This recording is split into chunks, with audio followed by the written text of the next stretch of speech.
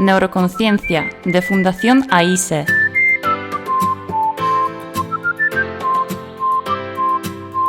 Con Juana Naya.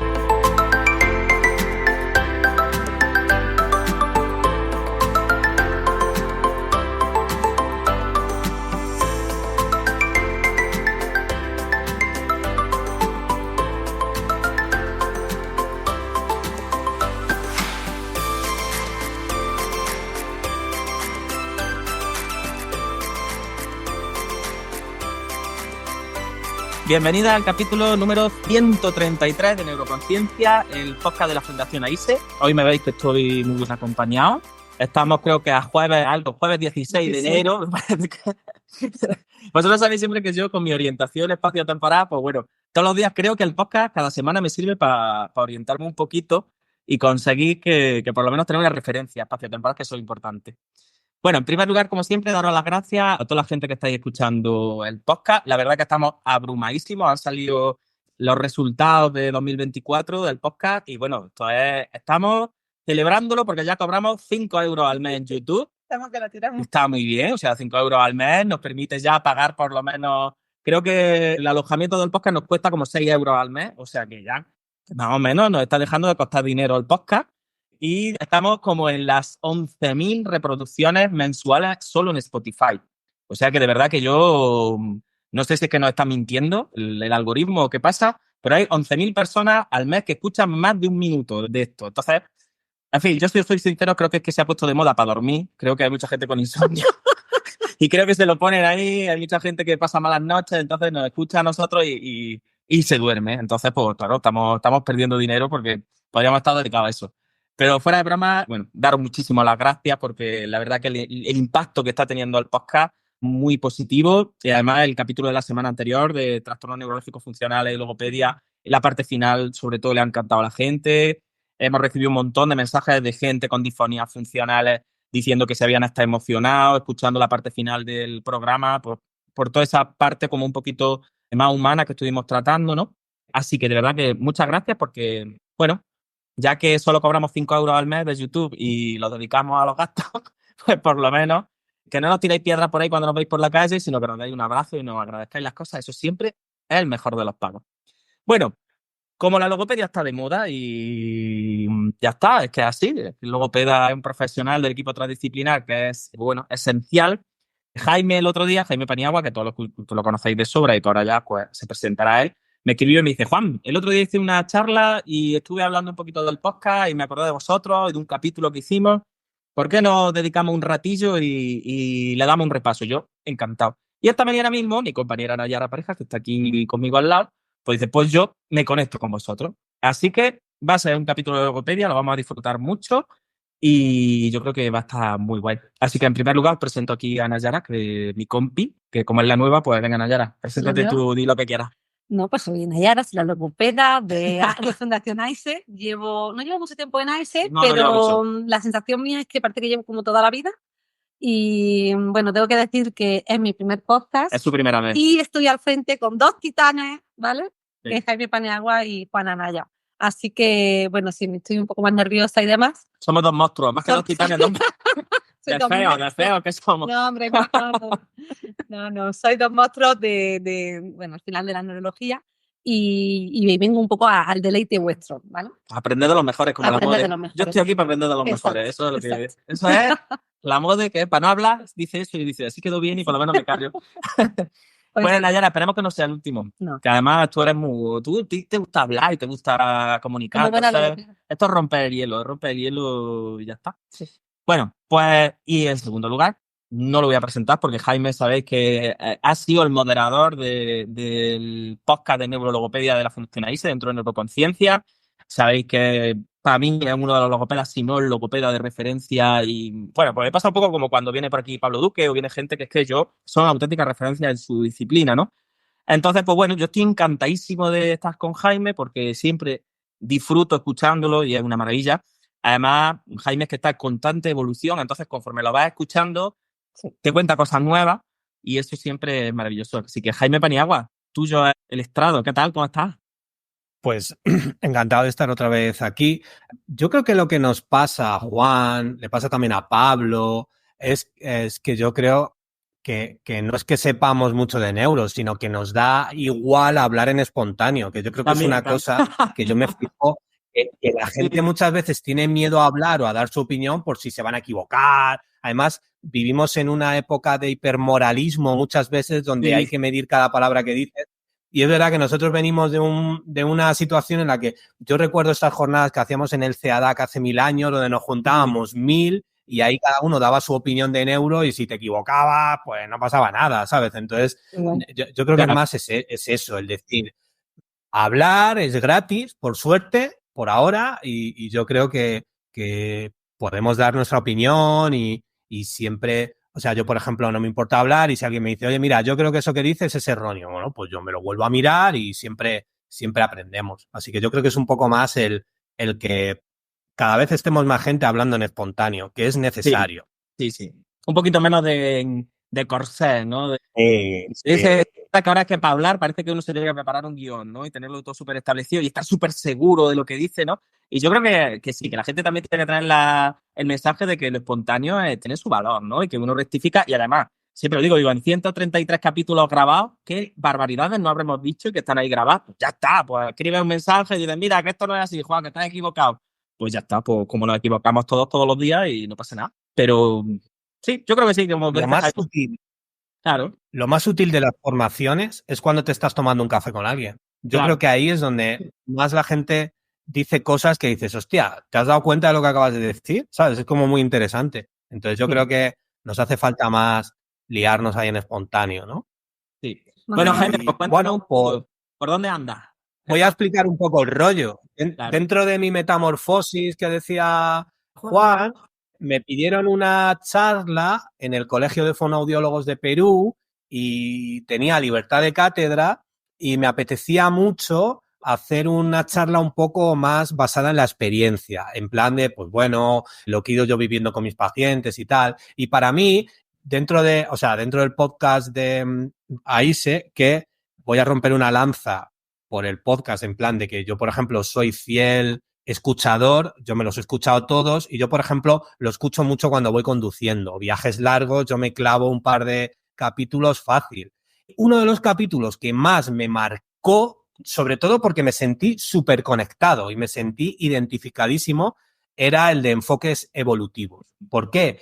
Porque a mí me hacía falta ponerle nombre a muchas cosas que yo hago con mis pacientes que alteran mis expectativas y alteran las expectativas del paciente, porque la mayoría de la gente que se mete a estudiar, por ejemplo, logopedia, fisioterapia o cualquier cosa, es para curar, para conseguir evitar que el paciente supere totalmente su enfermedad o su patología. Y es verdad que la mayoría de los pacientes que tratamos en neuro son gentes que el evento neurológico deja una marca importante y muchas veces no vuelve a una situación de partida. Entonces, siempre hablamos de rehabilitación, de volver a la situación inicial, del paciente. Entonces, en ese podcast aparecieron una serie de palabras con las que yo me sentía muy identificado. Entonces, lo que hice en esta charla fue hablar de diferentes enfoques terapéuticos que muchas veces te planteas con tus pacientes, porque esto es un problema, porque entonces, claro, yo, por ejemplo, tiempo que estuve trabajando en el hospital, claro, tú te puedes llegar a creer que eres la hostia. ¿Por qué? Porque yo, tratando paciente agudo que le había dado un ictus hacía 2 semanas, que yo le quitaba una sonda en 3 días, yo decía, hostia, qué bueno soy. Y luego echas la vista atrás y dices, yo no he hecho una mierda, lo único que he hecho ha sido acompañar. Pero luego hay muchas compañeras que trabajan con personas en estadios avanzados o moderados de enfermedades neurodegenerativas que se frustran, que se creen que su trabajo no vale para nada. Y yo muchas veces, hablándolo en cursos, en plan de, no te equivoques, o sea, tu labor probablemente siento que tiene mucho más valor en esos estadios, porque ahí es donde realmente estás luchando contra los efectos de una enfermedad. Entonces yo creo que no se pone buen nombre a las cosas y eso hace que nos creamos que nuestro trabajo no tiene valor, porque estamos en una punta en la que nos creemos que como no rehabilitamos, nuestro trabajo no tiene sentido, pero probablemente eso tenga otro nombre que tú digas, hostia, pues estoy haciendo eso, ¿no? Entonces, quería simplemente dar un repasito a los nombres para que el que nos escuche, pues diga, pues estoy de acuerdo, no estoy de acuerdo. Si no está de acuerdo, pues es tan fácil como apagar y borrar. Y si está de acuerdo, pues a lo mejor se siente como cuando yo escuché ese podcast. ¿Y tú has creado un nombre nuevo? No, bueno, no. Yo creo que son los nombres. No, son los nombres similares. Los nombres, salvo restitutivo y compensador, el resto se lo pusimos nosotros, ¿eh? O sea, que tampoco te creas que eso tiene una ya detrás, que tú digas, es que esto está súper consensuado. De todas formas, siendo uno de los capítulos pues yo lo mismo. Y más personales, es de los capítulos que más éxito ha tenido de verdad y que la gente nos agradece mucho por lo que tú dices, ¿no? Porque toda esa gente que está muy frustrada, toda la leyenda negra de la neuro, ¿no? De sin tener buenas dosis, sin tener tiempo, sin tener en momentos en los que a lo mejor evolutivamente, por el tipo de enfermedad que nos enfrentamos, ¿no? Como una neurodegenerativa, parece que si no mejora, eres mal terapeuta, ¿no? Entonces, cuando todo esto se explicita, como que los profesionales se sienten muy a gusto y mejora mucho la comunicación también con los usuarios. Entonces, los nombres, yo lo adelanto, dejaremos el enlacito en la descripción del podcast, ¿no? De Enfoques Evolutivos. De hecho, este ya está en el Badeneuro, con lo cual ya podéis incluso leer el resumen de Enfoques Evolutivos, ver el vídeo, escuchar el audio. Lo dejaré en la descripción e incluso si queréis, si no lo habéis escuchado, antes de este podcast, escuchado el otro, pues seguramente como que ya todo esto os suene un poquillo. Así que yo encantado, Jaime, de que le diera como una revuelta logopédica. Un nombre logopédico, claro, algo más nuestro. Una revuelta logopédica. Claro. Porque está genial. Pero yo no he añadido. Claro, además que eso es súper extrapolable. Utilizo los mismos nombres que utilizabais vosotros. Sí que es verdad que he añadido 4 más que son, pero que no es nada nuevo, que son cosas que ya hacemos, que yo creo que también hay que ponerle nombre. Y luego hay algún enfoque que yo sí que he sentido como terapeuta, donde te crees que no estás haciendo nada y que es un enfoque que, por ejemplo, en medicina sí que es muy habitual. Sí. ¿Vale? Sí. Entonces, os voy diciendo, ¿no?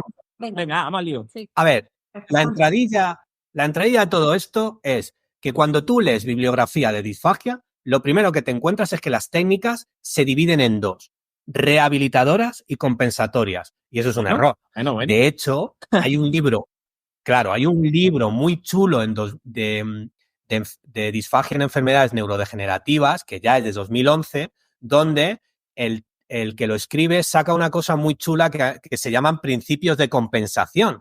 Y uno de los principios de compensación que dice este hombre es: cualquier maniobra compensatoria, si tiene éxito y hace que un paciente trague más veces, no es compensatoria, es rehabilitadora. Entonces, a mí ese libro me empezó a marcar mucho cuando yo decía, bueno, si tú una persona consigues que compense, realmente participa más en su vida diaria y eso genera un cambio. Entonces, a mí ya lo de rehabilitador compensatorio ya me chirría. Entonces, me encaja más los términos que se hablaban en ese capítulo. Entonces, el primero sería el enfoque restitutivo. El enfoque restitutivo, por significado de las palabras, probablemente encaje más con el enfoque rehabilitador. Es decir, si tú miras en el diccionario, al final rehabilitar es habilitar de nuevo, restituir, por lo tanto, al final, restablecer. Es verdad que en disfagia existe el enfoque restitutivo. ¿Por qué? Porque existen muchas cirugías, por ejemplo, miotonías del cricofaringeo, cirugías específicas de la laringe, que permiten de alguna manera restablecer la deglución. De hecho, cada vez en el paciente oncológico se conoce más el concepto de terapia de prehabilitación, es decir, el paciente antes de someterse a un proceso médico quirúrgico se le trata, se le da unas pautas para que tenga una mejor recuperación, que eso es lo que se hace de toda la vida en fisioterapia respiratoria con paciente cardíaco. Entonces, eso podría ser un enfoque restitutivo. Ahora, si yo me miro y evalúo estadísticamente todos los pacientes que he visto a lo largo de mi vida, el enfoque restitutivo que yo he tenido en mi práctica profesional es muy bajito, porque yo normalmente a los pacientes que yo he tratado no he podido restituir. Y yo creo que aquí viene el problema de cuando mezclamos rehabilitar con mejorar. Todos mis pacientes han mejorado. Ahora, yo no los he restituido. Yo no le puedo decir al paciente, te voy a restituir, te voy a ¿Por qué? Porque entonces ese paciente vive toda la vida esperando algo, como los cristianos con la parusia esta de Cristo, de que parece que Cristo iba a aparecer la segunda otra vez y venida. no aparecía nunca, y estaba siempre con la ansiedad de ¿cuándo cojones va a aparecer Cristo, no? Entonces aquí el paciente siempre está de ¿pero cuándo cojones voy yo a mejorar o tal? Y al final, pues me acuerdo una frase que utilizabais en un capítulo que creo que era el de Camino Compartido, que decíais, pues al final los pacientes, acaba con el paciente como los novios cabreados, ¿sabes? Claro. Este es el problema de enfocarlo mal, ¿vale? Además, entonces, ese sería... Disculpa, otra cosa que a mí me da mucho que pensar es que esto es una tipología de paciente que es una pena, pero está también la tipología de paciente que da más pena todavía, que es haré cosas cuando vuelva a ser el de antes. Que ese al final encima es que está parado, ¿no? Que es como que no es solo está esperando la mejoría, sino que tiene detenida su vida hasta la mejoría, ¿no? Es el típico paciente que dice, no, yo me iré de bares cuando ya trague perfectamente, o yo volveré al club de lectura cuando se me haya quitado la fascia, porque es que ¿cómo voy a ir yo así a mi club de lectura, no? Y ese paciente a mí es verdad que es el que me aterroriza, ¿no? Porque ya no es que esté esperando, sino que encima está esperando y parado. Está como, lo tiene todo como el cuando yo me saque la carrera seré feliz, ¿no? Y no sé cuánto. Entonces, es verdad que lo de la rehabilitación esto hace daño, ¿no? Porque la palabra al final no es lo mismo utilizarlo para un E15 de tobillo o para un hueso roto que utilizarlo para un ictus hemorrágico que se ha llevado por delante un hemisferio. Claro. ¿No? Es que es distinto. Es un enfoque con el que hay que tener cuidado porque, sobre todo, incluso desde etapas iniciales, es verdad que tú tienes que tener cuidado de cómo te comunicas con el paciente, porque lo que tampoco es lógico es decirle a un paciente, oye, mira, no vas a mejorar en tu puta vida, a partir de ahora vas a estar mal. O sea, claro. Es verdad que tú al paciente le tienes que dar unas claves y también estarías mintiendo, porque el paciente siempre va a mejorar. Incluso a pesar del terapeuta, o sea, al paciente siempre le va a ir bien, ¿no? Pero, claro, entre eso y venderle el oro y el moro, de decirle que esto es muy típico muchas veces cuando tú al paciente que tú no le vas a tratar le dices, sí, usted se va a quedar de puta madre, pero le va a tratar otro, ¿no? Entonces, esto muchas veces también ocurre en los que tratan primero al paciente agudo y luego el paciente agudo pasa a otro nivel y es donde ya empieza a ser consciente de la realidad. Entonces, yo creo que es verdad que al paciente hay que animarle en cuanto a que su situación va a cambiar, pero probabilísticamente hablando, no podemos decirle hasta dónde va a llegar. Entonces, yo creo que eso es fácil de comunicar inicialmente al paciente, el generar una situación probabilística que no le genere incertidumbre y que no le suponga una espera de algo que no sabemos qué es lo que va a suceder. Sí, yo estoy de acuerdo. Dicho esto, la otra cara de la moneda, que es la palabra que siempre evitamos, es compensar, que sería al final, yo me busqué una definición de diccionario, que la voy a mirar por aquí, que era mecanismo de defensa por el que un individuo trata de superar alguna deficiencia con actitudes y comportamientos compensatorios. Es decir, tú tienes una deficiencia y desarrollas algo, una conducta, un mecanismo para compensarlo. En ese sentido, a mí, por ejemplo, también utilizo a veces la palabra adaptativo, ¿vale? Porque al final algo adaptativo también es acomodarse o reajustar algo, ¿vale? Entonces, en ese sentido, yo creo que a la gente le va mejor la palabra adaptativo, porque lo que haces es adaptarte a una nueva situación, pero no estás restituyendo. Pero adaptar muchas veces en disfagia se confunde con un enfoque sustitutivo, que es cuando yo sustituyo algo. Es decir, mi paciente no puede comer carne, pero yo se la adapto. Vale, lo que estás haciendo es un enfoque sustitutivo que normalmente va acompañado a los enfoques adaptativos y de contención. Es decir, sustituyes un sistema de comunicación, sustituyes un sistema de alimentación oral, pero eso no quita que estés favoreciendo un ajuste de la persona a una nueva situación. En mi experiencia, en la mayoría de los casos post-ictus, este es el enfoque que yo más he vivido. El paciente adapta su mecanismo y consigue mejorar y consigue normalizar, que no quiere decir que restituyas. Entonces, yo creo que aquí es donde anda un poco el cogollo en los pacientes post-ictus, sobre todo.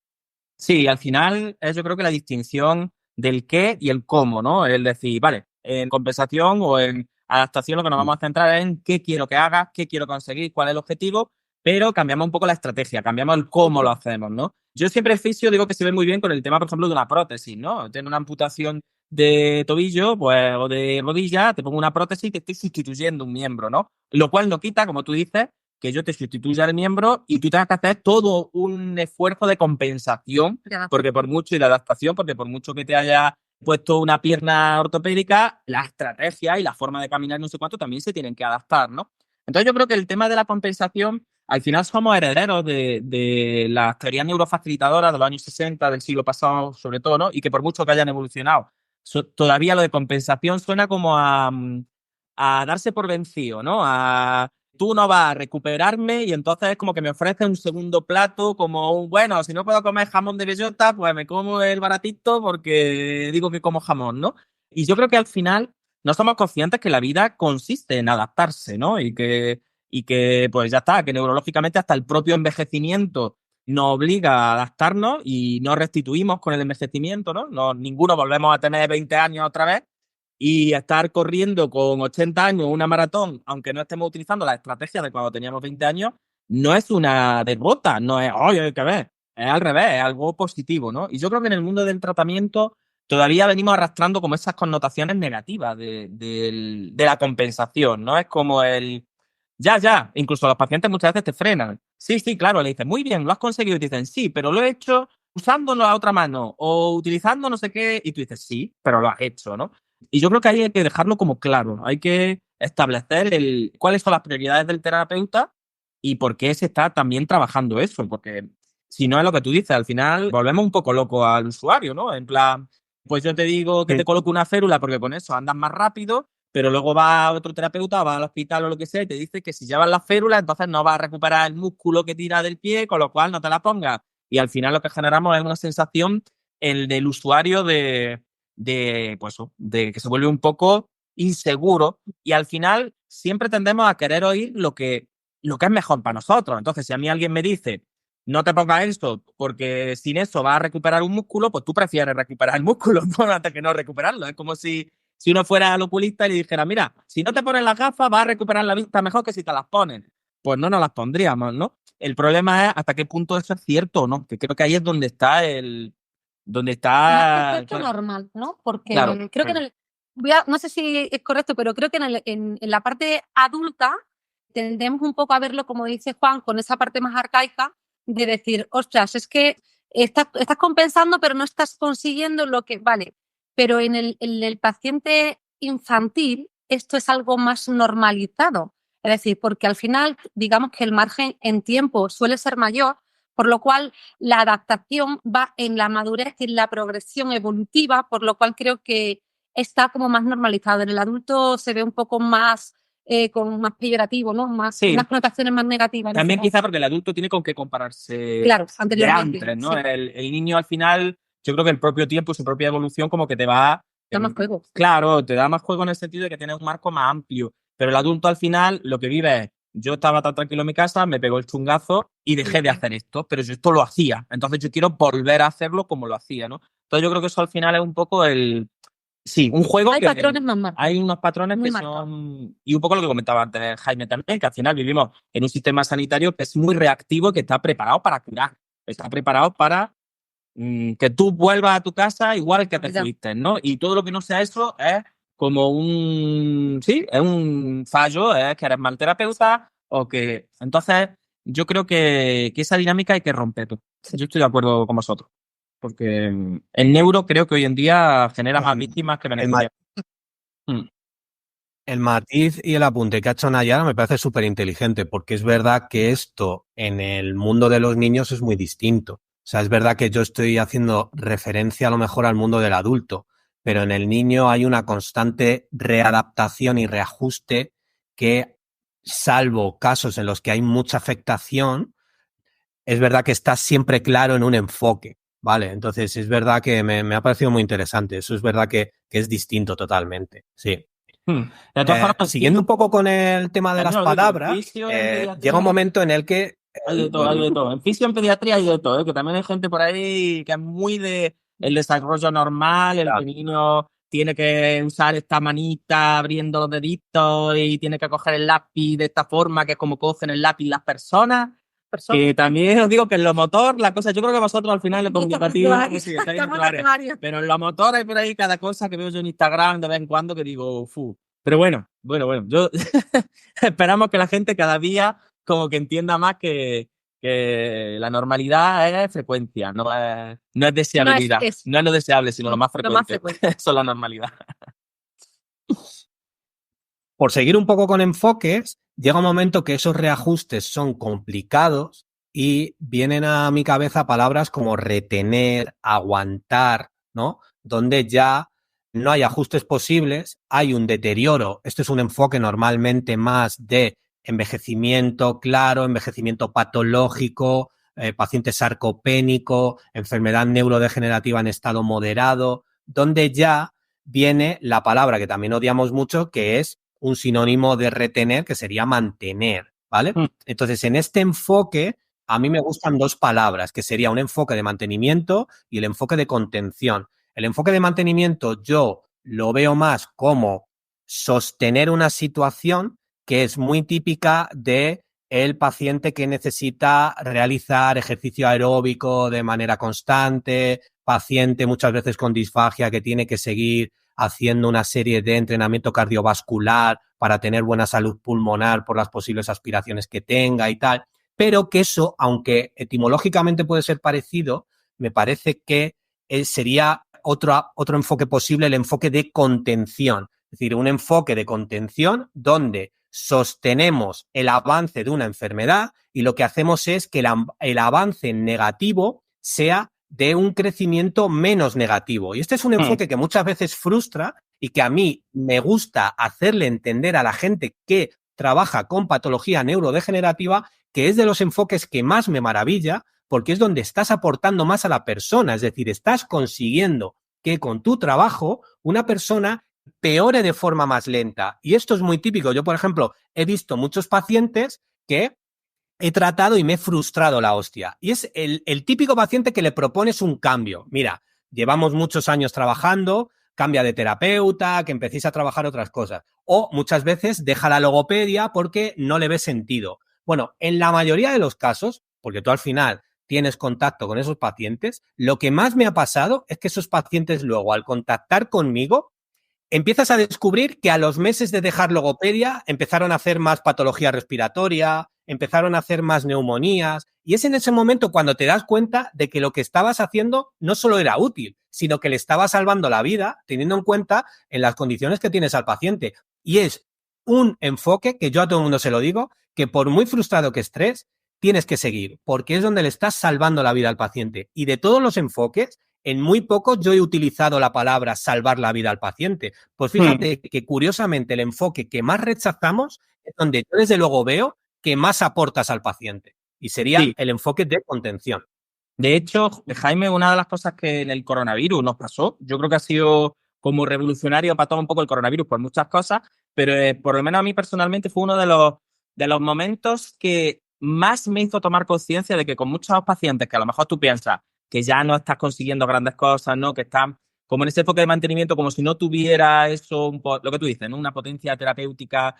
En el confinamiento, como tuvimos que dejar de trabajar con muchas personas, tú viste que en 3 meses las familias te llamaban y te decían, mira, es que va cuesta abajo y sin freno. Es decir, es que, o sea, volver ya, da igual, o sea, mascarilla, pantalla, os cambié de ropa, lo que haga falta. O sea, yo firmo, dice, porque es que yo le tengo miedo al coronavirus, ¿no? Y no quiero que mi familiar venga o entre, no sé qué. Dice, pero es que estoy viendo que se va, o sea, que es que va cuesta abajo. Entonces, ahí tomo yo mucha conciencia de decir, de verdad que muchas veces no tenemos incluso fe en lo que hacemos, ¿no? Es como, decimos, bueno, vamos a cerrar 4 meses y que los pacientes se queden sin tratamiento 4 meses, que esto no es prioritario. Y cuando vuelven, te das cuenta y dices, por Dios, claro, y tú lo piensas y dices que hay mucha gente que su principal actividad física o comunicativa o cognitiva o lo que sea, el rato que están en tratamiento y lo que tú pues los ayudas de muchas formas, ¿no? Y cómo también los anima a que se muevan, a que hagan cosas, ¿no? A que interactúen. Entonces, claro, de repente los metes en su casa, igual que en infantil se veía que había muchos niños que mejoraban, ¿no? Porque estaban con los padres y jugaban y no sé cuánto, que muchas veces no trabajar le venía bien. Yo con los adultos me di cuenta de que era terrible, de que las retracciones, la pérdida de capacidad ventilatoria, que decía, Dios mío, cuando volvían, veía a las familias deseando, diciendo, venga, veníalo que como esto dure otro mes más, no la cuenta. Y ahí fue uno de los momentos yo profesionales que dije, pues a lo mejor no tenemos que tan alegremente decir, venga, cerramos 3 meses, que es muy prioritario que no se mueran de una neumonía, como si no fuera importante lo que hacemos cuando veías que la gente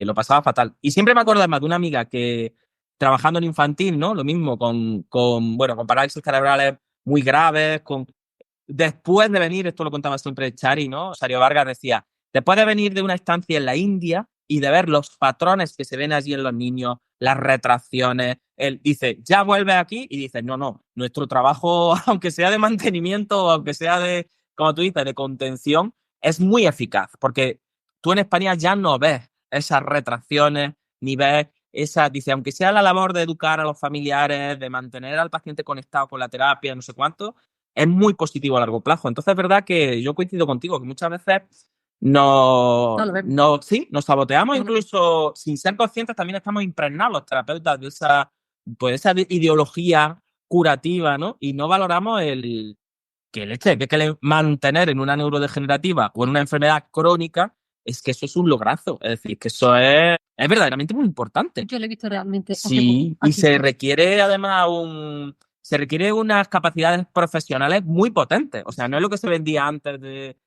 No, es que la fisio de neuro hace mantenimiento como si eso fuera poca cosa, ¿no? Como si fuera... No hace falta ni tener una carrera para eso. Y al contrario, yo creo que ahí es donde se demuestra lo que tú decías, muchos agudos van solos. Y no hace falta ni, a pesar del terapeuta, mejoran. Claro. Pero ahí en el momento en que tú tienes eso, una enfermedad ya neurodegenerativa, una cronicidad, una comorbilidad, tienes pacientes polimedicados, al final ahí es donde se demuestra la maestría. El talante del terapeuta. Bueno, el talante y el conocimiento. Sí. Mucha culpa la tienen las evaluaciones, porque realmente no sabemos evaluar si no tenemos una referencia con la normalidad. Y eso es un problema, porque yo lo digo siempre. Cuando yo evalúo a un paciente con Parkinson, lo tendré que comparar primero consigo mismo y lo segundo con otras personas con Parkinson. Pero si siempre estoy pasando las mismas pruebas de evaluación que le pasaría a cualquier persona, es muy difícil evaluar conseguir una herramienta que te diga, vale, esta herramienta me evalúa que aunque el paciente va en negativo, va menos en negativo. Entonces, ¿qué pasa? Que nos faltan estudios de cómo realmente son los fenotipos específicos. Es decir, a mí, cuando evalúo una disfagia, no es lo mismo una disfagia en ELA, en ictus, un trastorno funcional que una persona con Parkinson, porque es como el paciente tiene un problema en el movimiento laringio. Claro, porque tiene Parkinson, porque todas las personas con Parkinson les pasa esto. Entonces, si yo lo evalúo, aunque es una anomalía respecto a la normalidad, a lo mejor no es una anomalía respecto a su cuadro, ¿sabes? Claro. Entonces, yo creo que ahí también está muchas veces el meollo, el buscar pruebas de evaluación que te digan realmente cómo está siendo la evolución de ese paciente dentro de su fenotipo, ¿sabes? Que yo creo que es el problema.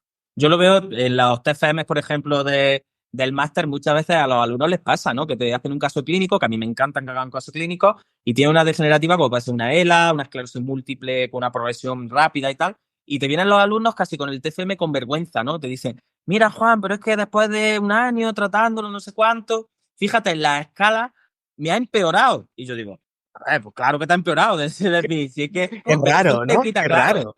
Y me miran como diciendo, bueno, yo que esperaba que me iba a echar la bronca y digo, claro que te ha empeorado, pero ¿qué te ha empeorado? Es decir, en un año esta persona, ¿qué evolución ha hecho realmente? Pues no, mira, más o menos un menos 0, no. Digo, pues esto es un éxito, digo, prácticamente, o sea, en pruebas funcionales está igual, que te haya bajado, que tú veas que la fuerza de no sé cuánto, que la garra, que no sé cuánto, pues es que tiene una neurodegenerativa. Y hasta los propios alumnos no se paran a pensar, ¿no? Vienen casi con vergüenza de enseñarte el trabajo diciendo, qué mal terapeuta soy, qué patata de TFM he hecho, que mira, que he tratado a un paciente y está peor que cuando yo lo empecé a tratar. Y digo, pues si es que no eres Dios, chiquillo, es que ya está, como no sea la Virgen de Lourdes, pues lo raro sería que hubiese mejorado.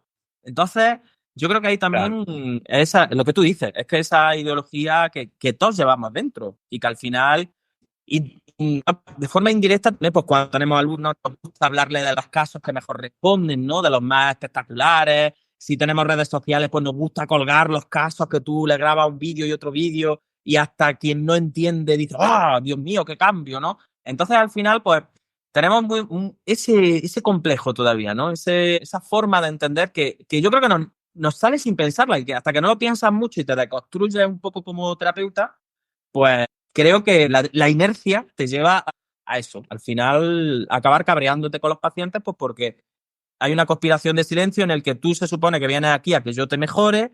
Yo sé que no te va a mejorar todo lo que tú quieres porque tienes una patología o una edad o una comorbilidad o lo que sea, pero ninguno de los dos lo explicita y al final, pues claro, se produce un agotamiento de la perspectiva, ¿no? De las expectativas de uno y de otro.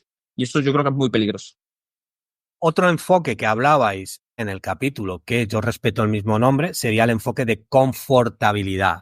Y esto en logopedia es muy habitual dentro de el trabajo dentro de los cuidados paliativos, cuando hay que mantener la vía oral, pero con un objetivo de confort. Dentro del enfoque de confortabilidad, nuestros objetivos cambian, porque cuando tú evalúas a un paciente post-ictus, tu objetivo siempre es la seguridad y todo está muy sesgado por la aspiración de alimento. Pero en un enfoque de confortabilidad, la aspiración del alimento no es tan relevante. De hecho, pacientes que aspiran no se le da relevancia. De hecho, ya no se utilizan sondas nasogástricas ni vías alternativas de alimentación en un paciente en momento de final de la vida. Es decir, nuestro enfoque busca un alivio, una tranquilidad y una trascendencia. Entonces, aquí el enfoque de confortabilidad normalmente se entiende por una alimentación cuidadosa y respetuosa en enfermedades neurodegenerativas en estadio avanzado, donde ayudamos a la persona a que tenga confort en el momento de la alimentación con los menores signos de alarma posible y sin uso de sistemas alternativos de la comunicación. Entonces, a mí es un enfoque que me parece muy bonito, me encaja, a mí el mundo de los cuidados paliativos me fascina. De hecho, hay un fenotipo específico de problemas de alimentación oral en cuidados paliativos donde la persona ya deja de tener hambre y en ese momento, en mi experiencia, en el trabajo que yo he tenido con cuidados paliativos, es muy importante nuestra labor porque los cuidadores muchas veces sienten culpabilidad de que realmente el paciente muere de hambre y es muy importante el trabajo con ellos en plan de no, la enfermedad hace que muera, la enfermedad hace que tenga menos hambre. La enfermedad hace que conecte menos con el alimento. No es culpa tuya. Lo que hay que hacer es un acompañamiento y a mí es uno de los trabajos más bonitos en los que yo acompaño a cuidadores, acompaño al paciente y el paciente hasta el último minuto se alimenta por vía oral de la mejor forma posible y me parece un enfoque maravilloso. Sí. Luego, aquí sí que yo he añadido 3 enfoques más, pero no me he inventado nada. Pero es verdad que añado como 3 enfoques más. Uno sería el enfoque expectante. El enfoque expectante ya se utiliza mucho en medicina, que por definición, creo que la tengo por aquí, sería una observación minuciosa del estado de un paciente sin administrar tratamiento hasta que aparezcan una serie de síntomas y haya un cambio. Es decir, esto es muy habitual en trastornos funcionales, que hemos hablado muchas veces que tú ves que hay una anomalía, pero no está justificado un tratamiento. De hecho, alguna vez, no sé si te acuerdas que alguna vez hemos hablado por WhatsApp de algún paciente que, claro, las maniobras que muchas veces mandamos son de corte volitivo. Y a un paciente tú ves que traga mal y le mandas algo de control voluntario. ¿Y qué haces? Le jodes mucho más. Entonces, recuerdo una vez un paciente que yo veía en el hospital que estuve comentando contigo en plan de, hostia, fíjate, esa paciente, a pesar de tener disfagia, comía mejor cuando le dejaba la tele puesta, le dejaba hiperextender el cuello, le dejaba hacer todo lo que quisiera y en ese momento no tenía ningún riesgo. Entonces, muchas veces tenemos enfoques expectantes donde observamos al paciente. Y este es un enfoque que nos cuesta mucho, porque el paciente viene a nosotros para hacer cosas. Sí. Le estás diciendo, lo que hay que hacer es, no, yo voy a mirar. Entonces el paciente dice, esto es una mierda, yo quiero, dime cosas, dime trucos, dime ejercicios, ¿no? Valórame. Claro. Valórame, por favor. Claro, venga, dame una fotocopia de ejercicios. Pero es verdad que hay pacientes con los que no hay que hacer. Es decir, hacer es no hacer. Entonces, pero al paciente no le puedes dejar. Entonces, ese para mí es un enfoque expectante que se hace bastante más de lo que más de lo que pensamos, ¿vale? De hecho, hay enfoques de mantenimiento que se mezclan con el tratamiento expectante, es decir, tú vas vigilando al paciente, pero no está justificado que le hagas hacer nada nuevo porque está todo bien, ¿no?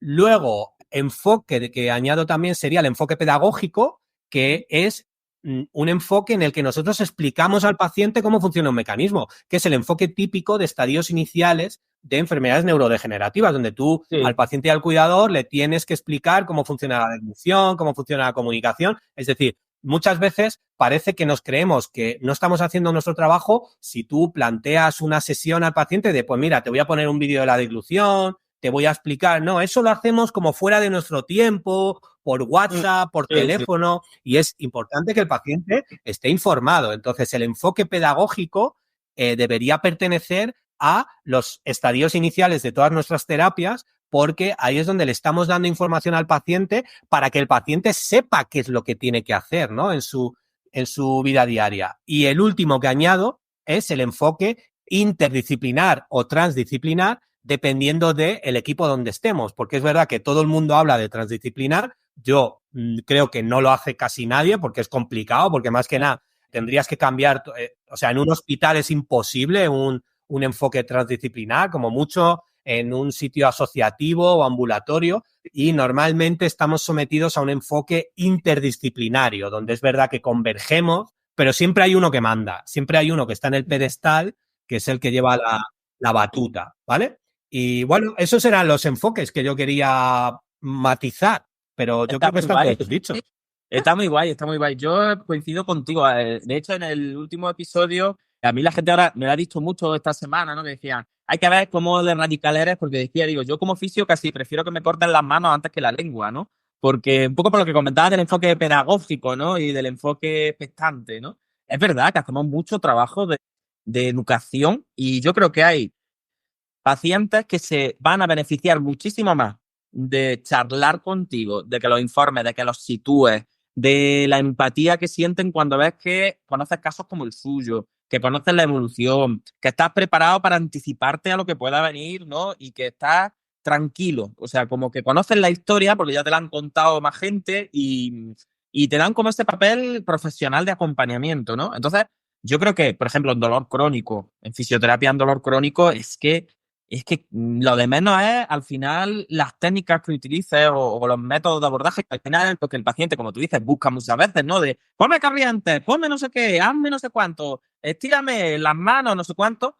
Y sin embargo, es cierto que al tiempo te das cuenta de que cuanto más tiempo has dedicado a explicar, a organizar expectativas, a anticiparte en esa educación, los pacientes responden muchísimo mejor. Entonces, yo creo que es verdad que yo cada vez digo más lo de, mira, que me corten las manos, pero que no me corten la lengua, porque como fisio perdería muchísimo, porque la educación es... Al final es el nombre del podcast, o sea, es neuroconciencia, es decir, todo lo que tú das de esa parte pedagógica es poner conciencia a ese paciente o a ese familiar o a ese acompañante de la situación que está viviendo o que está experimentando. Entonces, la conciencia es importante, dar conciencia y conocimiento al paciente, al familiar o a las personas que lo acompañan es importante porque al final da lugar a una evolución, ¿no? En un sentido o en otro. Uh-huh. Sí, yo creo que es clave. Así que me parecen súper pertinentes los enfoques que comenta Jaime porque yo creo que hay que ponerlo en valor. Hay que poner en valor esa parte del acompañamiento, ¿no? En infantil también mucho. Nosotros tenemos aquí padres que han tenido, bueno, porque la familia ha visto el diagnóstico de una neurodegenerativa súper chunga en pronóstico en bebés y te llegan los padres desesperados y tú haces la evaluación y les dices, mira, ahora mismo el chiquillo no tiene nada. Es decir, que sí, que tiene una enfermedad diagnosticada, que es genética, que esperamos que la evolución sea esta, pero que ahora mismo, ¿cuál es el tratamiento? Disfruta de tu chiquillo todo lo que puedas, porque ahora mismo no vale la pena que estés aquí, gastes ni el dinero, ni el tiempo, ni porque es que ahora mismo tu chiquillo, cualquier evaluación motora, por ejemplo, que yo le haga, pues está tal cual a percentil, tal cual a la edad que tiene. Ya, pero entonces no lo vas a no lo voy a tratar. O sea, te voy a dar cita para dentro de 2 meses para ver si sigue así y si en algún momento yo considero que lo que yo haga va a ser más eficaz o va a tener una mejor un mejor impacto en la vida de tu chiquillo que lo que hagas tú en tu casa, o que, pues entonces ya nos planteamos un tratamiento. Pero ahora mismo, sal corriendo al parque, juega, disfruta, porque además con el pronóstico, con la enfermedad que tiene, lo que hace falta es que disfrutes y que gastes tiempo de calidad y que te quedes con la conciencia tranquila de que pase lo que pase, has disfrutado lo que podías de tu chiquillo. Entonces, yo creo que ese enfoque expectante también muchas veces nos cuesta darle valor, incluso lo que decimos, ¿no? Los propios usuarios te miran como diciendo, pues este es que no quiere ganar dinero, ¿no? O que yo qué sé, o aquí hay pacientes que incluso te lo dicen, que te dicen, pero yo vengo aquí pagando, como diciendo, si te voy a pagar y todo, y lo sí, Hazme algo. si me vas a pagar, si lo que pasa es que, si yo sé que me pagas, pero que aún pagándome, no te puedo recomendar porque no hay, o sea, no tienes una enfermedad todavía, tienes un diagnóstico que es distinto, ¿no? Que yo creo que eso también habría que matizarlo muchas veces, ¿no? Es que yo tengo una enfermedad de Parkinson. No, tú todavía tienes un diagnóstico de Parkinson, porque pues todavía por la medicación, por el tiempo de evolución, o porque tu caso es así, pues ahora mismo no hay alteraciones que justifiquen que yo tenga que entrar a tratar, que hay que acompañarte, que hay que recomendarte ejercicio, pero como a cualquiera, es decir, pues ya está, que cuanto más ejercicio hagas, y cuanto mejor comas, y cuanto más duermas, y cuanto más feliz seas, pues todos son factores pronósticos positivos, pero no hace falta, es que yo tengo una enfermedad, no sé, no, tiene un diagnóstico no tienes todavía alteraciones que valga la pena tratar, ¿no? O como el otro día que llamó una persona preguntando por un deterioro cognitivo, mira, ¿hacéis tratamiento online que yo podría una vez a la semana? Eso, mira, no gastes el tiempo en un recurso que realmente no vas a poder luego aprovechar. Entonces, búscate lo que sea, vete a un centro de día, vete a un hogar del jubilado, vete a donde quieras, que puedas tener una continuidad, una interacción social, pero que no vale la pena que ahora se conecte un neuropsicólogo o un logopeda contigo 45 minutos a la semana. ¿Para qué? Es decir, ¿para qué vamos a hacer? Entonces, todo este tipo de abordajes yo creo que vale mucho la pena probarlo. También, a lo mejor, como dice Jaime, por el tema de los funcionales, pues que nos ha abierto mucho los ojos a cuánta maldad podemos generar cuando, cuando nos ponemos excesivamente, bueno, interventivos, ¿no? Y me parece súper chulo, Jaime. Así que te lo robo, Sí, entre apuntamos. comillas, ¿no?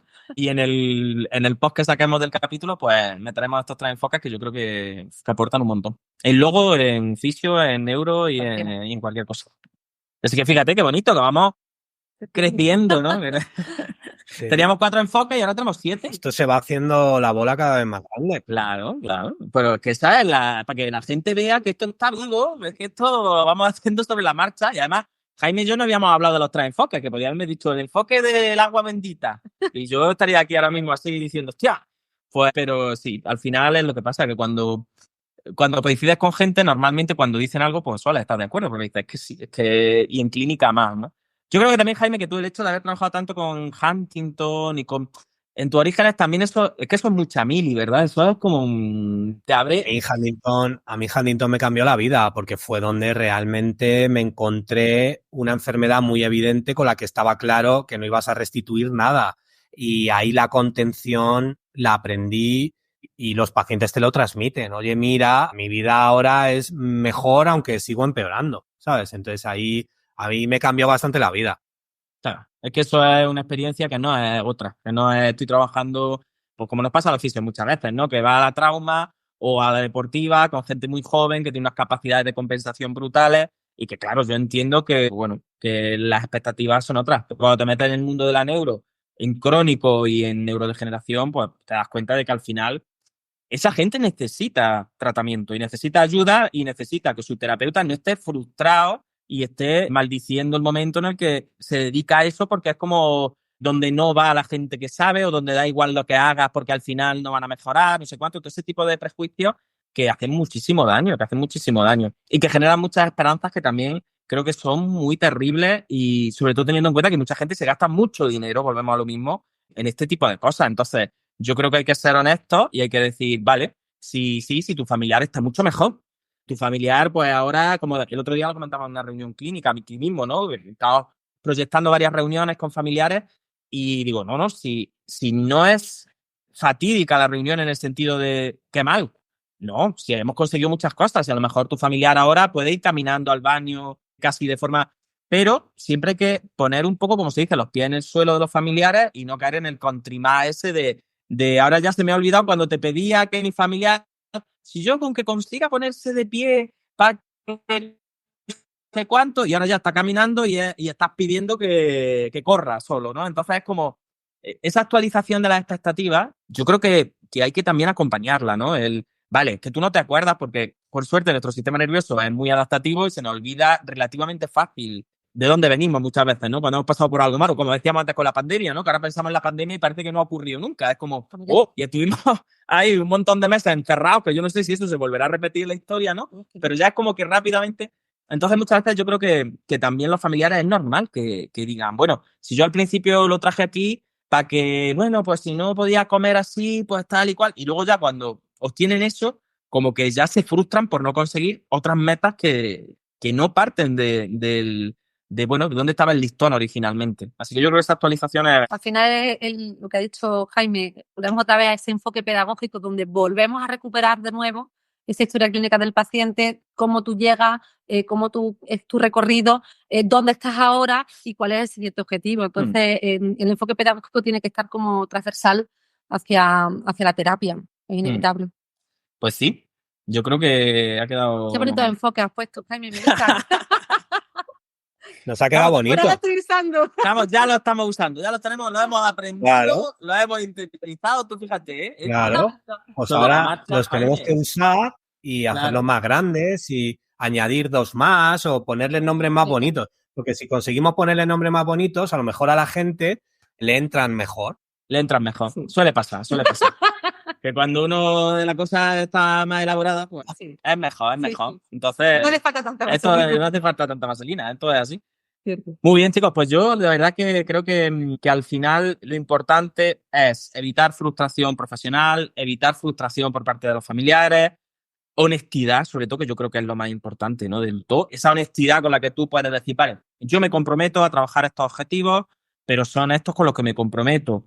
El resto, pues, no puedo. Y muchas veces yo ya he aprendido también a decir, bueno, y si otro profesional te promete eso, pues ya está. Es decir, pero yo tengo que ser responsable y decirte que creo que no. Que por mucho que pagues o por muchas más horas que le metas a tu familiar o por mucho que le metan el último robot o la última terapia o el último no sé cuánto, donde no hay mata, no hay patata, como dice Pablo Duque, y esto está, pues, que en el momento en que veáis que no va como vosotros esperáis, que no os frustréis, que se puede trabajar bien alternativas de adaptación y que esto no es ningún, o sea, que lo importante es la vida, la dignidad ocupacional y el poder hacer cosas que sean significativas y que a ti te gusten, y punto. Entonces, yo creo que eso al final tiene que estar loco y tenemos que festejar lo que queda, ¿no? Muchas veces, y festejar el que antes, esto tenía una tasa de mortalidad del copón y cuando no era mortalidad era de discapacidad del copón y ahora pues, bueno, pues tienes tu afasia,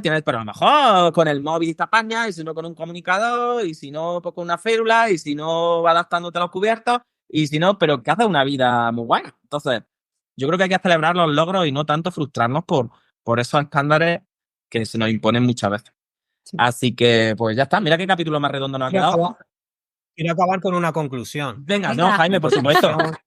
Ya ves tú. Mi conclusión y sobre todo mi recomendación es terapeutas frustradas y frustrados que trabajan con enfermedades neurodegenerativas, pacientes crónicos complejos y cuadros similares.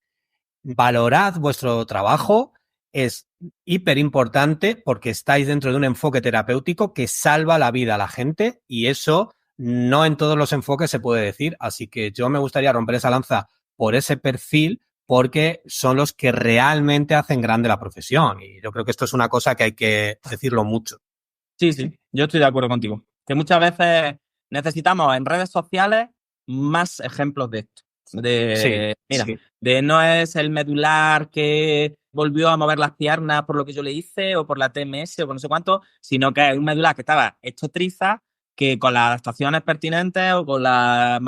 Ya está, que fíjate que 10 años después está el tío haciendo vida con un coche adaptado, con no sé cuánto, con no sé qué.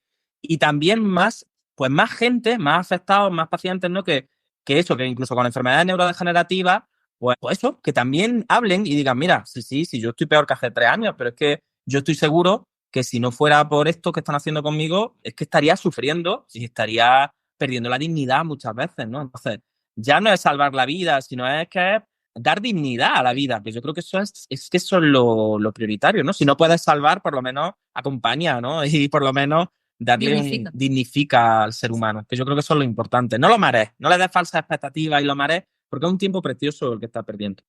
Así que me parece estupendo. Nayara, ¿qué te ha parecido tu primer capítulo, hija mía? Ay, pues muy bonito. ¿Va a venir más veces? Muy redondo. Además, estamos aquí los dos, que parece que estamos escuchando a Jaime. Estamos aquí encantados. Con Jaime, cada vez nos acercamos más. Nos lo queremos comer, Jaime. Vamos a ir volante, que parece que estamos aquí, vamos. Sí, que es cierto. Pues estupendo, Jaime. Que ya está, que muchísimas gracias. Nos ha quedado un capítulo Pues nada, muchísimas gracias. Esperamos verte por aquí cuando te deslíes un poco.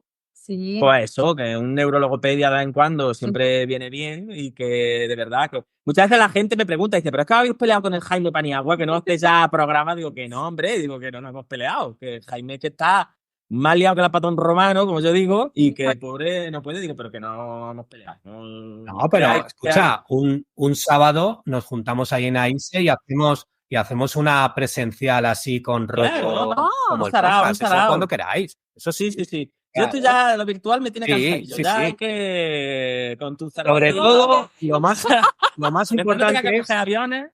O sea, algo sin PowerPoint. Mientras no haya PowerPoint y podamos. Y vaso de vino. Sí. O sea, lo que queráis. Copa ni negro, tu copa de vino en la mano y ya. Y a pelearnos. Pues es fin de semana que queráis, es solo un sábado lo organizamos. Eso no hay en Madrid, que le pilla bien a todo el mundo. Sí. No, tú, eso es estupendo. Bueno, queridos, pues muchísimas gracias. Claro. Espero que haya resultado interesante. Yo estoy encantado porque me hace un montón de ilusión que el podcast, como que se retroalimente y que en unos capítulos sirvan para extenderse, para referenciar a otros. Y yo espero que de esas 11.000 personas ya que al mes abren el podcast, pues que escucharnos le den un poquito como decía Jaime antes, si no tanto conocimiento, por lo menos les decís, fíjate, estos tienen las mismas inquietudes que yo, los mismos problemas, las mismas que no, pues yo digo siempre, de madre mía la neuro, que hay muchas cosas que no nos enteramos nadie, no tenemos nadie la receta perfecta, y yo creo que aunque sea esa empatía, ¿no? Decir, pues fíjate, están desarrollando, o sea, están abriendo caminos nuevos y conceptos nuevos que nos sirvan a todas. Yo creo que eso es precioso. Así que Jaime, Nayara, un placer estar entre dos logopedas y cuando queráis aquí está vuestra casa, ¿vale? Así que el movimiento acompañe, que siempre me dicen, di lo del movimiento nos acompañe, que nos gusta mucho. Digo, sí, yo ya, como los curas, el movimiento os acompañe y que seáis muy felices. Y yo la semana que viene estoy por Cantabria, en hélice de estancia toda la semana, así que si alguien del norte se quiere pasar por allí, por Santander o por Torrelavega, invitarme a algo, yo encantado de la vida. Así que, muchas gracias, guapo. Gracias. Adiós. Adiós.